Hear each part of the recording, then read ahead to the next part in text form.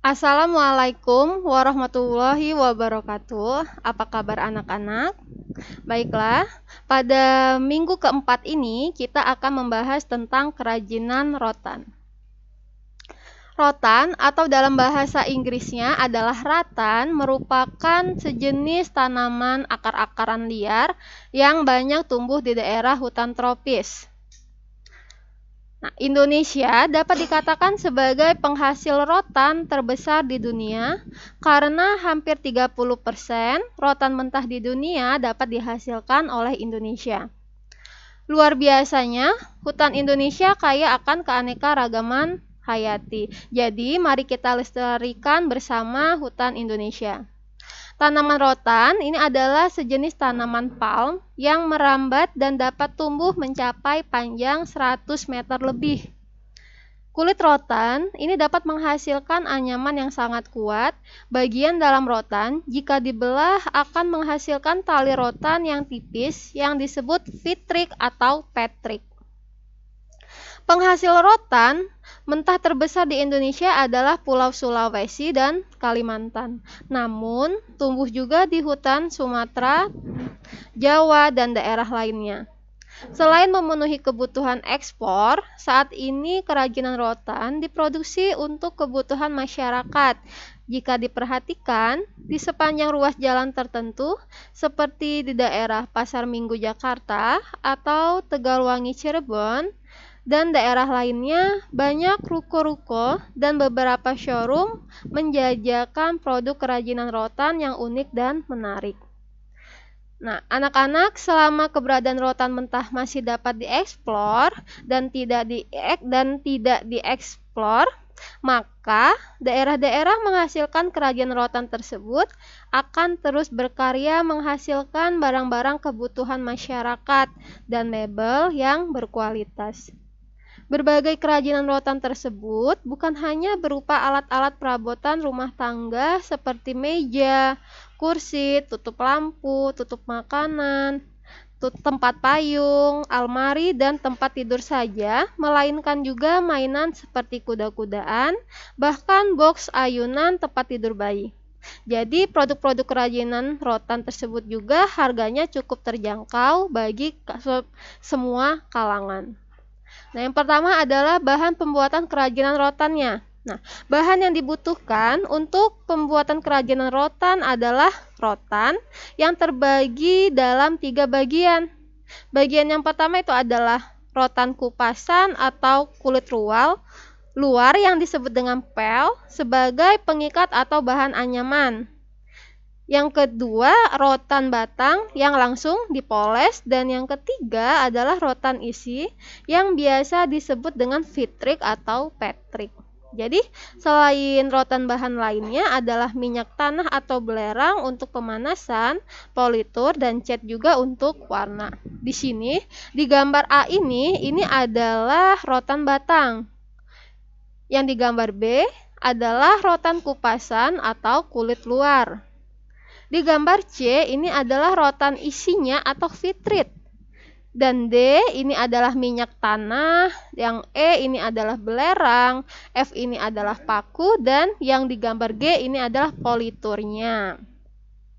Selanjutnya ada alat pembuatan kerajinan rotan. Nah, alat yang digunakan untuk membuat kerajinan rotan ini adalah gunting rotan, ada palu, ada alat pembengkok, ada bor, ada amplas, ada gergaji, ada kompor, ada kuas cat, dan sebagainya.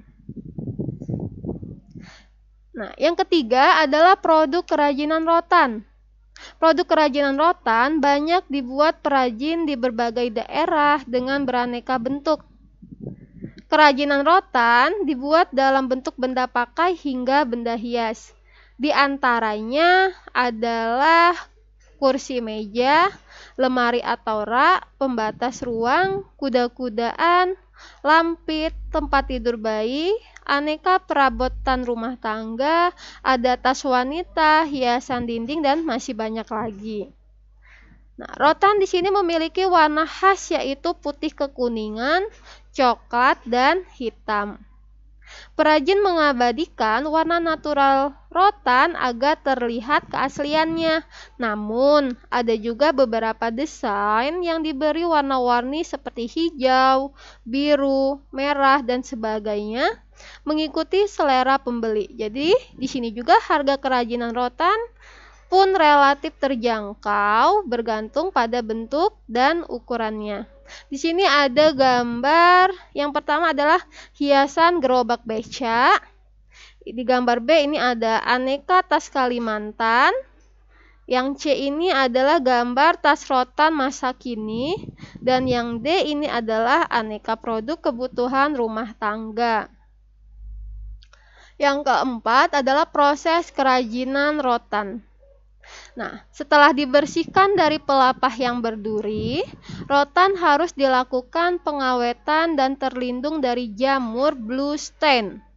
Secara garis besar, terdapat dua proses pengolahan bahan baku rotan, yaitu pemasakan dengan dengan minyak tanah untuk rotan berukuran sedang atau besar, dan pengasapan dengan belerang untuk rotan berukuran kecil.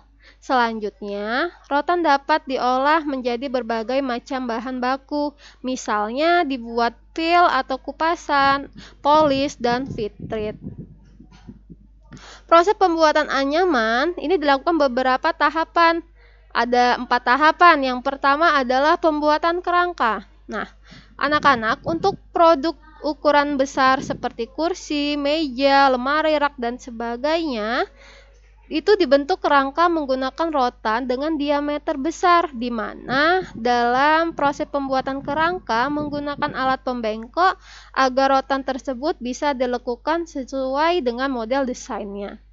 Yang kedua adalah penganyaman. Tujuannya untuk membentuk produk sesuai desain. Rotan yang digunakan juga dapat berupa rotan polis yang sudah dibersihkan kulitnya berwarna putih atau kulit rotan. Yang ketiga adalah pengecatan, yaitu memberikan warna dasar pada produk tersebut dengan menggunakan kuas. Di tahapan yang terakhir adalah proses finishing. Nah, di proses ini adalah proses yang merupakan tahapan terakhir dalam proses pembuatan produk, di mana dalam prosesnya yaitu antara lain dengan pengamplasan untuk menghilangkan bulu-bulu rotan, baru kemudian rotan di-finish atau dipolitur. Dalam pembuatan rotan dengan ukuran kecil menggunakan rotan fitrit, jadi sebelum digunakan sebaiknya rotan direndam terlebih dahulu di dalam air selama 1-2 menit agar rotan lentur dan mudah dibentuk. Jadi, jika rotan direndam air, maka air akan menyerap ke dalam rotan sehingga rotan tidak mudah patah jika dibentuk.